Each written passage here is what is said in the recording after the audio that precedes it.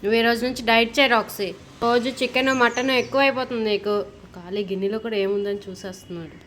ఇంత పెద్ద ఉంటాయి కదా, ఇవి మనం బాయిల్ చేసేటప్పుడు ఇలానే బాయిల్ అయిపోతాయి. సో అందుకని నేను కట్ చేస్తున్నా చిన్న చిన్న పీసెస్, అప్పుడు వాళ్ళు నీట్గా తింటారు. ఏ రాక్సే, అది చూసారా చికెన్ కోసం ఇదిగో నేను ఇవన్నీ చిన్న చిన్న పీసెస్గా కట్ చేసుకున్నాను. ఇలాగా బాయిల్ చేసినప్పుడు ఈజీగా ఉంటుంది వాళ్ళు తినడానికి.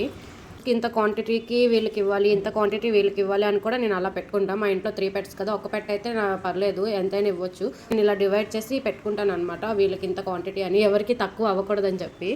రాక్సీ గడ్ అయితే రెడీగా ఉన్నాడు. బట్ నువ్వు ఈరోజు డైట్ రాక్సీ, నువ్వు ఈరోజు డైట్ చేయాలి రాక్సీ.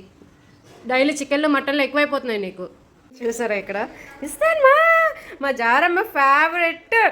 ఇస్తాను ఇస్తాను వెయిట్ 2 minutes అయిపోద్ది. చల్లగా అయితే నీకు ఇచ్చేస్తాను. కొంచెం వేడిగా ఉంది, పీస్ అనేది ఇలా అయిపోతుంది అనమాట. వాయమ్మో చాలా వేడిగా ఉంది. సో మెత్తగా ఉడికిపోతుంది పీస్ అనేది. మా జారమ్మ అయితే చాలా ఇష్టంగా తినేస్తుంది.